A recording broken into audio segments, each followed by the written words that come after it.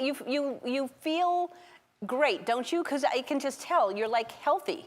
Yeah, I think so. Yeah. I think so. Yeah. Do you care about age? Do you think about like, oh, I'm going to be 90? Does that matter to you? I don't think about it. I sometimes think when I was a little kid and I used to hang out with my grandfather who was in his 90s, and I thought, Jesus, who the hell would want to live this long? Yeah. At 94, Clint Eastwood still carries that quiet strength, the kind that doesn't ask for attention but always commands it. So when a man like him finally opens up about his avoidance, it's not drama, it's legacy. But what caught everyone off guard wasn't what he wants, it's who he doesn't. So when you look in the mirror now, who do you see? Who is Clint Eastwood now to you? How would you describe who you are now as a person? Are you the same person that you've always been? Have you changed a lot? I don't know. I don't look at him. He's different. He's somebody else. For decades, Eastwood has kept his feuds buried deep. No public meltdowns, no interviews filled with anger, just silence.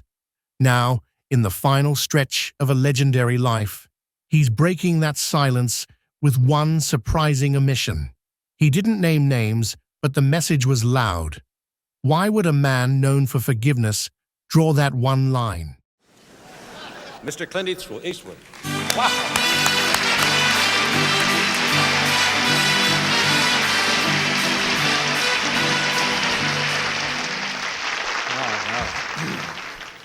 I don't know if I should present this award on behalf of all the cowboys shot in all the John Ford Westerns over the years. Stick around, because the answer is more personal than anyone expected. Oh, I've got one.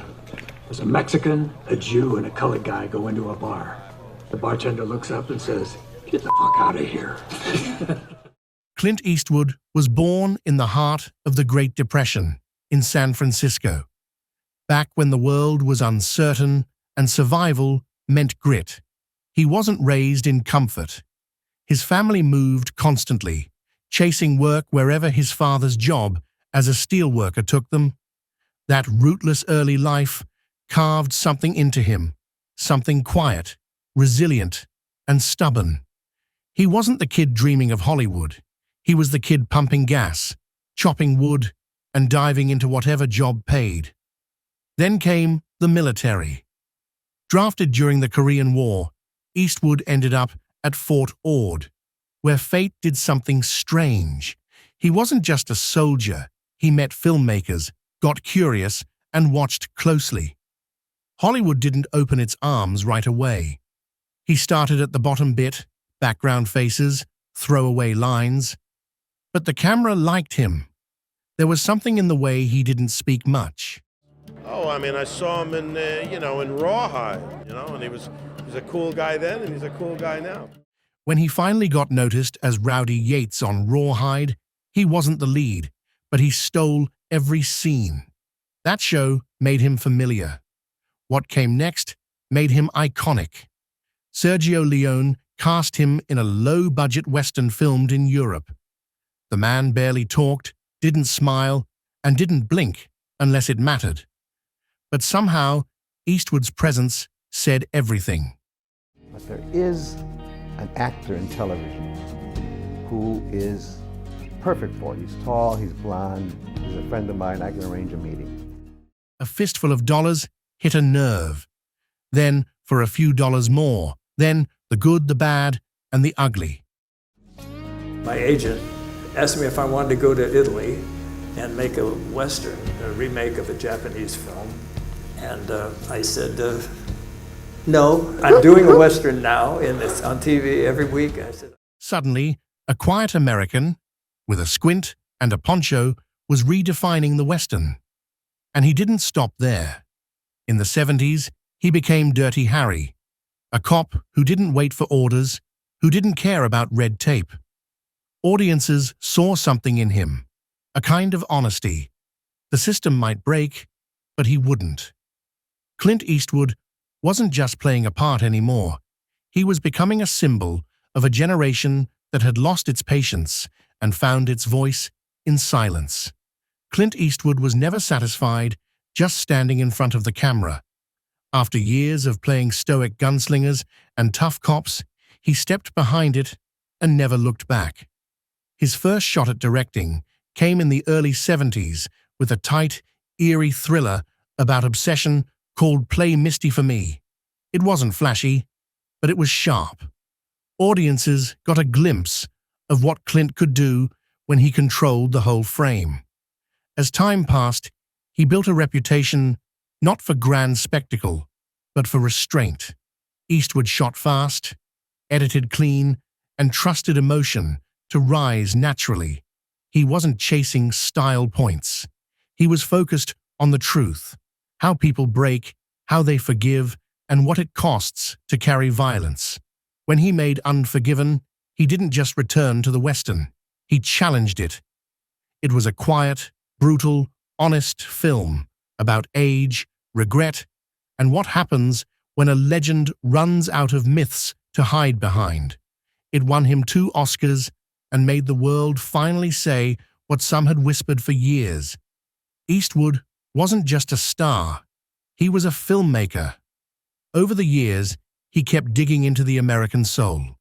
He gave us $1 Million Baby, Letters from Iwo Jima, Gran Torino, American Sniper, and Richard Jewell. He wasn't afraid to show contradictions, to let characters sit in silence, or to ask questions without answers. But Clint's story isn't just about movies. He's also a jazz lover who's written music for his films, a businessman with his own production company, and for a time, even a mayor. Carmel by the Sea wasn't a political power grab. It was Clint taking care of a town he loved. He's always done things his way. Small crews, quick shoots, minimal noise. That's how he's worked for decades, always watching, always in control. Clint Eastwood was still an unknown name in 1953 when he met Maggie Johnson on a blind date. She was a poised model and secretary, and he was just starting, chasing dreams that hadn't quite materialized. A few months later, on December 19th, they got married. It wasn't glamorous, no headlines, just 2 people trying to build something while he figured out where he fit in Hollywood. In the early years, Maggie stood by him as he took bit parts and struggled for steady work. Then came Rawhide, and soon after, the Sergio Leone films that changed everything. Clint became a star. But fame came with long stretches away from home, and eventually, a reputation. He was known not just for the roles he played, but for the stories that followed him off set. Quiet rumors of affairs, whispered names, fleeting romances. Still, Maggie stayed. She raised their children, Kyle and Allison, while Clint's career rocketed forward. Kyle was born in 1968 and developed a passion for music that turned into a full career in jazz. His bass lines and compositions eventually found their way into his father's films. Allison arrived in 1972 and followed a path more directly linked to Clint's acting, directing, and even modeling. She appeared in Tightrope and later directed Rails and Ties, quietly building her place in the industry. But while the Eastwood family name grew in lights, the marriage behind it was slowly separating. Clint's emotional distance was just as noticeable as his physical one. By the early 80s, things had frayed beyond repair. The divorce came in 1984 after years of separation. The settlement made news, with reports saying Maggie received between $25 and $30 million. It wasn't just a split. It was the end of a chapter that had started in obscurity and ended under a spotlight. Years later, Clint met Dina Ruiz, a TV news anchor, in 1993. She was more than 3 decades younger, and for a while, the story shifted again. Clint Eastwood didn't plan on falling in love again when he sat down for an interview about Unforgiven. It was the early 90s, and the film had just earned him 2 Academy Awards. Sitting across from him was Dina Ruiz, a TV anchor assigned to cover the story. Their conversation started on camera, but it didn't end there. Something clicked, and over time, that professional exchange grew into something far more personal. On the last day of March in 1996, the two were married in a quiet ceremony at Eastwood's estate in Carmel by the Sea. It was the same seaside town where Clint had once served as mayor, a place he considered home. That December, they welcomed their daughter, Morgan. Unlike some of Eastwood's other children, Morgan stayed mostly away from the public eye. She made a few appearances, including on a short-lived reality show called Mrs. Eastwood and Company, which centered on Dina's life and family. But overall, Morgan grew up with far less spotlight than her father was used to. As with many of Eastwood's relationships, the marriage eventually lost its footing. In the summer of 2013, Dina publicly announced that they had been living apart for some time. The divorce became final the following year, quietly closing the chapter on Clint's second formal marriage. Clint Eastwood's personal life has always been filled with curiosity and speculation. Over the years, he became known not just for his movies, but for his growing family. In addition to Kyle, Allison, and Morgan, Eastwood is believed to have fathered at least 5 more children with different women. Despite the complexity of it all, Eastwood's children have occasionally stood beside him at red carpets and award shows. He doesn't speak often about his personal life, and certainly not in interviews. But those brief, shared moments in public, photographs, quiet smiles, a proud nod, suggest that, behind the silence, connections remain. Just like the characters he's best known for, Clint Eastwood says little, keeps his private world guarded, and lets others fill in the rest. At 94 years old, Clint Eastwood doesn't mince words. He never has. The man who once delivered justice with a squint and a growl on screen has lived his real life just as unsentimentally. Now, after more than 70 years in the spotlight, first as the quiet cowboy, then the hard-edged cop, and finally the steady hand behind the camera, Eastwood has started thinking about what comes after. Not in some poetic, wistful way. Clint Eastwood thinks in terms of facts. And one fact is clear. There are a few people he doesn't want showing up at his funeral. The list wasn't given during a press conference or written into a memoir.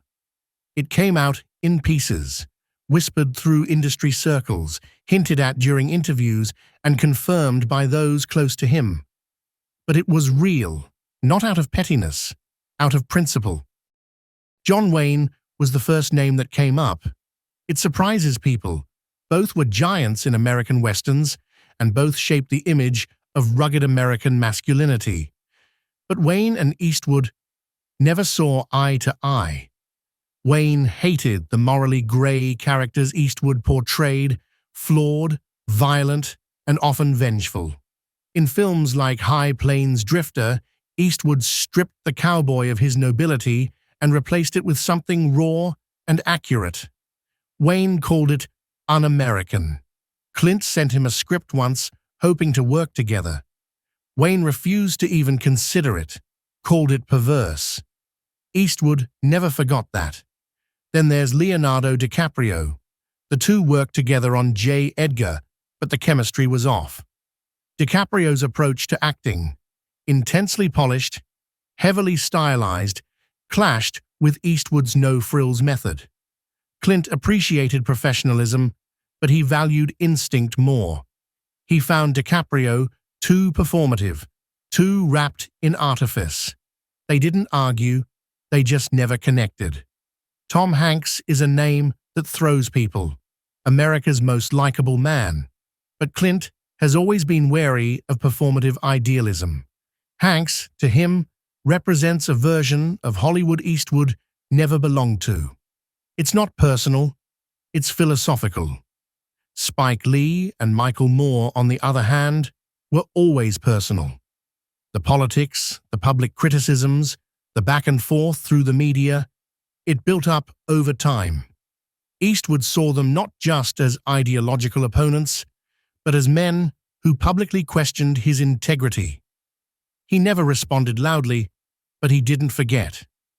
Then there's Sondra Locke. She and Eastwood shared more than a dozen years, both professionally and romantically. But their breakup, followed by lawsuits and bitterness, left deep scars. Locke passed away years ago, but even in death, her name is often brought up in Eastwood's story. It's the chapter he prefers to leave shut. Clint Eastwood isn't trying to erase people from his life. He's just drawing a line. He built his life on grit, truth, and a strict sense of right and wrong. And when the final scene rolls, he wants only those who lived by the same code standing nearby. Not the ones who challenged it, not the ones who misunderstood it. Clint Eastwood has never been one for pretending. At 94, he's spent a lifetime building a reputation for directness both on and off the screen. And when it comes to the end of his story, he's just as blunt. Word has spread that there are a few names Eastwood would rather not see among the mourners when that final curtain falls. Not because of grudges, but because of principle. Because to him, some people simply never understood the kind of man he was trying to be. Take John Wayne. On paper, they should have been kindred spirits, two towering legends of the American Western. But the truth is, Eastwood always felt Wayne represented an older version of the cowboy, clean-cut, clear-eyed, and unshakably noble. Eastwood's West was dirtier, more human, and more morally complicated. He once sent Wayne a script, hoping to bridge their worlds. Wayne rejected it outright, calling it perverse. Even decades after Wayne died in the late 1970s, Eastwood once joked that if the Duke ever showed up to his funeral, he'd probably ask him to leave. It wasn't about disrespect. It was about a creative chasm that never closed. Leonardo DiCaprio falls into another category entirely. The two worked together on J. Edgar, but Eastwood couldn't get past what he saw as the polished, politically loud image DiCaprio had crafted. Climate speeches at the United Nations, private jet controversies, and constant headlines. To Eastwood, who prided himself on simplicity and understatement, DiCaprio represented everything that modern Hollywood had become: flashy, self-congratulatory, and endlessly performative. And Spike Lee? That clash was loud and public. Back in the late 2000s, Lee accused Eastwood of erasing black soldiers from his World War II films. Eastwood shot back, pointing to historical accuracy and creative choices. But the damage was done. Their feud wasn't just professional, it was philosophical. Eastwood believed in letting the work speak for itself. Lee, to him, seemed like someone always looking for a fight. None of these names are villains in Eastwood's eyes, but they don't belong in his final chapter. Because when that day comes, he doesn't want sentiment. He wants honesty. And only a few people knew the man behind the squint. Clint Eastwood has never made peace with pretending, not in life, and certainly not when it comes to how he wants to be remembered. The idea of a carefully curated funeral filled with public gestures and grand speeches doesn't sit right with him. He's the kind of man who'd rather face a storm than a room full of people he doesn't trust. That's why, according to those close to him, he's made it quietly clear who shouldn't show up when the lights finally dim on his story.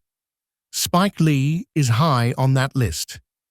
Their public spat in the late 2000s wasn't just another industry disagreement. Lee called out Eastwood's war films for failing to include black soldiers, a critique Eastwood quickly dismissed.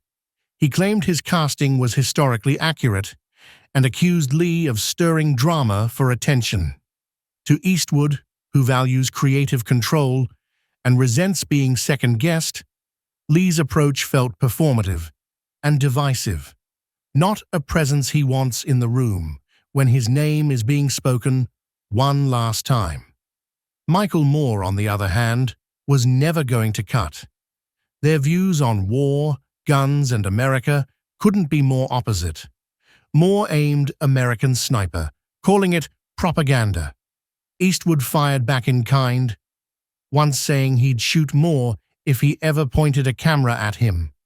He later chalked it up to a joke. Clint Eastwood has always been a man of few words, but when he speaks, it matters. At 94, he's not sugarcoating anything, not his legacy, not his regrets, and not the people he'd rather not see once he's gone. Whether you agree with him or not, one thing's clear. Clint's never followed the crowd, and he's not about to start now. His life, both on screen and off, has been about grit, independence, and drawing his line in the sand. If you found this glimpse into Eastwood's final wishes as fascinating as we did, don't forget to like, subscribe, and tell us in the comments what surprised you the most about Clint Eastwood's no-show list.